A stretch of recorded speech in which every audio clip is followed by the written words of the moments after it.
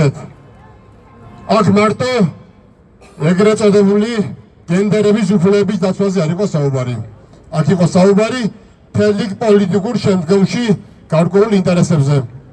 მაგრამ რადგანაც ამ სახეს მიეცა ოფიციალური სახე და მთავრობაც საპატრიარქოსთან ერთად აღნიშნავს ამ დღეს, მაგრამ ბოლომდე თქვით სათქმელი.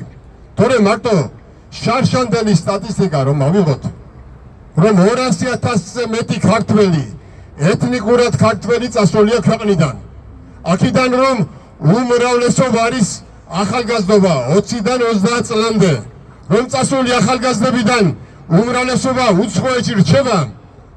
ანუ საუბარია იმ ხალხზე, რომლებმაც ოჯახები შექმნან და ოჯახებზე უნდა იზრუნონ, რომელ ოჯახის სიწმინდის დღეზეა საუბარი, თუ მხოლოდ ეს ლაპარაკის დონეზე და ერთგიან ღონისძიებების დონეზე გაჩერდება. ამიტომაც კიდევ ვიმართავ მთავრობას, საპატრიარქოს, მთელ რიგ ინსტიტუტებს, რომ საქმესთან ერთად გადადგით კონკრეტული ნაბიჯები, თორემ ნათქვამი აქვს წმინდა ილია მართალს, როცა სათავეა მღრიე, იქ ბოლოში წმინდა წყლის ძებნას აზრი არ აქვს. თუ თავიდანვე სრულყოფილად არ იქნა სიმართლე, თუ კი ყველაფერს ამას თვალი არ გაუსწორეთ, ეს ყველაფერი მხოლოდ გარკვეული ხნის შემდეგ გულის აცურების დონეზე დავა. მე მინდა გავიხსენო დიდი კონსტანტინეს სიტყვები.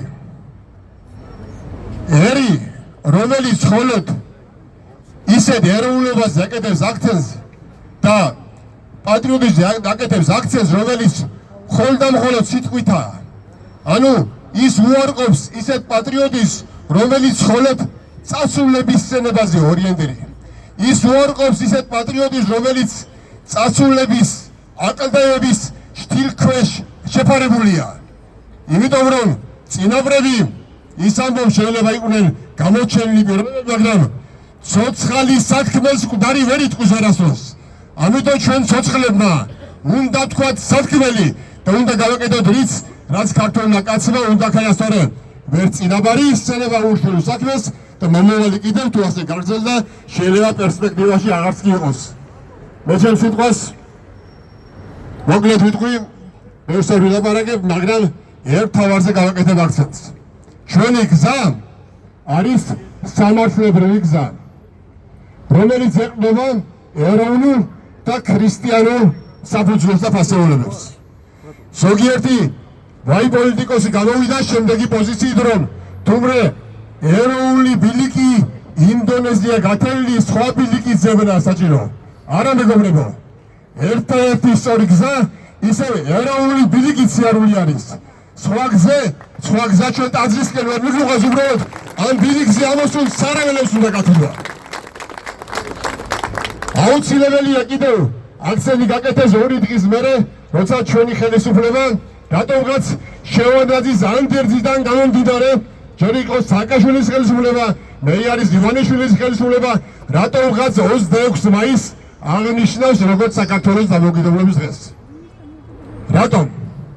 როდესაც კონსტიტუცია რომ გადავშალოთ, მის პირსავე გვერდზე წერია, რომ ეს კონსტიტუცია ემყარება 1991 წლის 9 აპრილის გამოცხადებულ დამოუკიდებლობის აქტს. და რატომ არიან ისინი ძულებული, რომის ანდერძი, ეგრეთ წოდებული ანდერძი დღესაც ისრულად შემოიყვანონ? გვეკაიფება? გვეზეიმება? აღვნიშნოთ მაინც და მაინც თუ მასია პირველი რესპუბლიკის დაარსების დღე. აღვნიშნოთ ზვიად გამსახურდიას ერთადერთი ლეგიტიმური პრეზიდენტის არჩევის დღე. აღვნიშნოთ მერაბ კოსტავას დაბადების დღე. თუ გვეზეიმება, თორე გაყალიბება და ნახევრად სიმართლის თქმა ჩვენ შედეგს ვერ მივიდათ. დარწმუნებულიყავით, ღვთისმებით და ქართველი ხალხის ერთობით ჩვენ თუ ეს შევძელით, სოფლიოში არ არსებობს არანაირი ძალა, რომელიც ქართველი ერის არსებობას კითხვის ნიშნის ქვეშ დააყენებს.